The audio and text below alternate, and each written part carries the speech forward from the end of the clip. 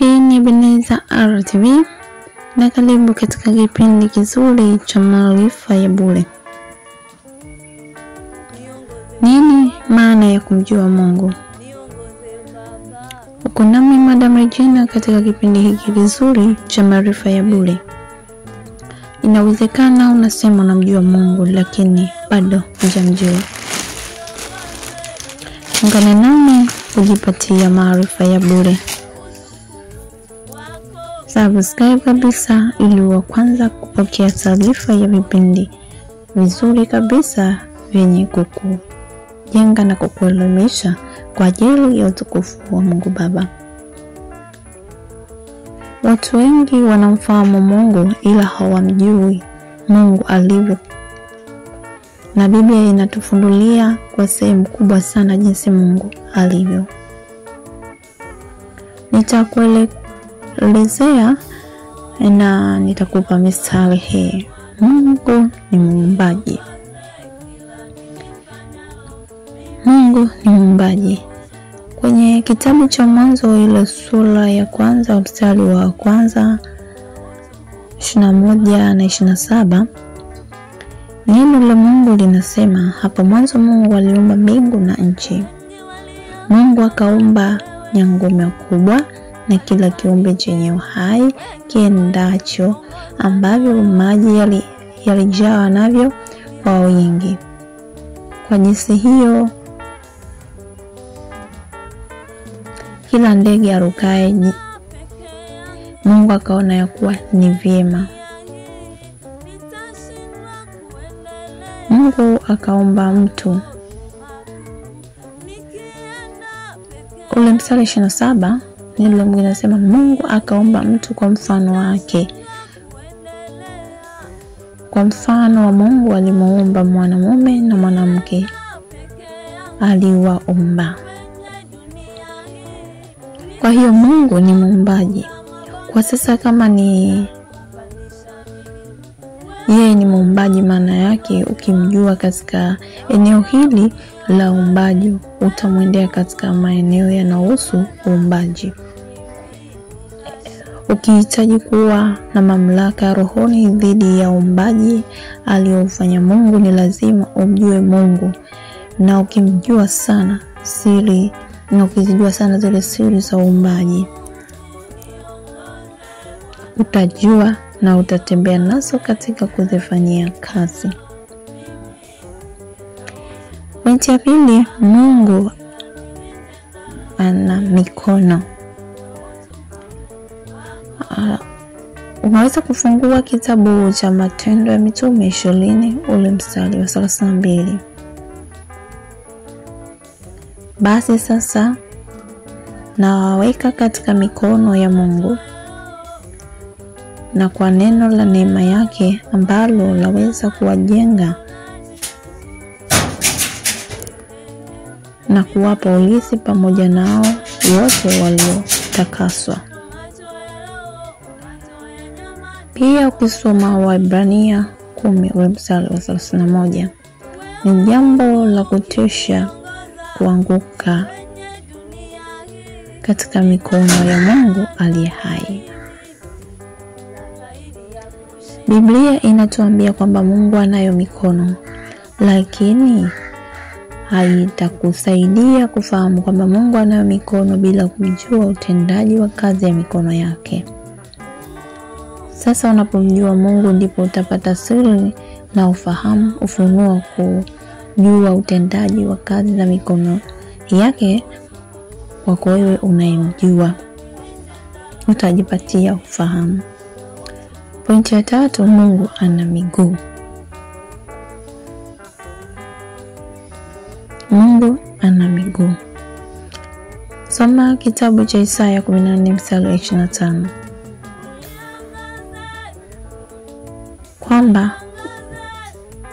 nitavunja huyo mwashuli vipande vipande katika nchi yangu, na juu ya mlima wangu nitamkanyaga chini ya miguu yangu. Ndipo nila yake iliyo juu yao vitakapoondoka na mzigo wake utatoka mabegani mwao. Kisha Isaya 66 ule mstari wa kwanza. Bwana asema hivi, mbinguni ni kiti changu cha enzi na duniani ni mahali pa kuweka miguu yangu. Mtanijengea nyumba namna gani, na mahali pangu pa kupumzikia ni mahali gani? Biblia inasema kwamba Mungu anayo miguu.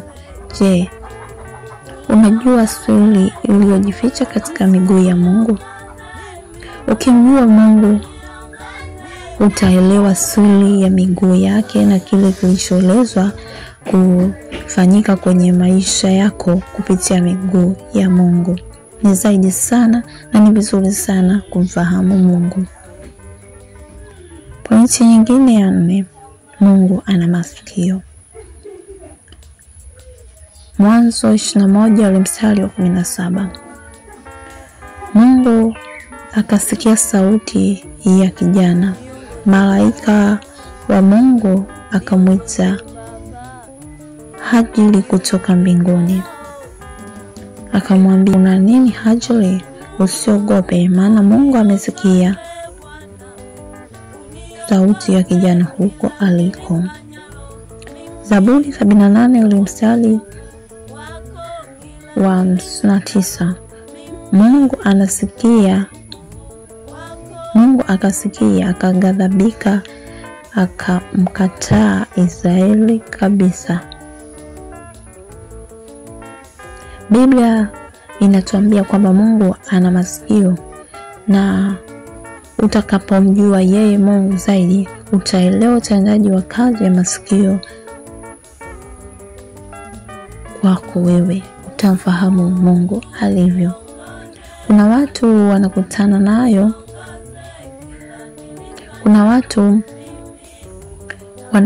nao na huwa nakutana nao wanasema, sijui kwa nini Mungu hasikii. Ni kwa sababu wewe hujamfahamu Mungu. Lakini mtu anayemjua Mungu hawezi kuongea lugha hiyo, kwani anajua utendaji wa kazi masikio yake pale anapozungumza kuongea na Mungu. Anafahamu kabisa Mungu ana masikio. Na pointi nyingine ya 5, Mungu ana macho. Kisoma kwenye kitabu cha Ezra 5 ule mstari wa 5. Lakini jicho la Mungu lilikuwa likiwaelekea wazee wa Wayahudi hao wasiwazuie hata habari ile imfikie Dario, ndipo jawabu litakapopatikana kwa haraka. Na ukisoma kitabu cha Nyakati wa Pili mstari wa 16, sura ya 16 mstari wa 9, kwa maana macho ya Bwana hukimbia duniani mote, ili ajionyeshe mwenyewe nguvu kwa ajili ya hao. Ili ajionyeshe mwenyewe nguvu kwa ajili ya hao waliokamilika moyo kuelekea kwake. Kwa hiyo umetenda upumbavu, kwani tangu sasa utakuwa na vita. Biblia inasema Mungu anayo macho. Kufahamu tu kuwa Mungu anayo macho bila kujua utendaji kazi wa macho yake uko vipi, wako haitakusaidia chochote. Kwa hiyo unapomjua Mungu utajua na kazi zake na macho yake na masikio yake na mikono yake. Ukifahamu zaidi, ndivyo utaona jinsi Mungu alivyokuwa na nguvu.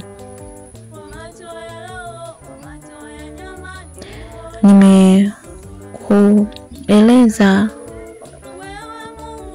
kwa sehemu kuhusu kumjua Mungu alivyo. Maana ya pili, maana nyingine ya kumjua Mungu, maana yake ni kujua, kuelewa alivyovibeba ndani yake. Je, Ni watu wangapi tunajua vile alivyobeba Mungu ndani yake kwa ajili yetu?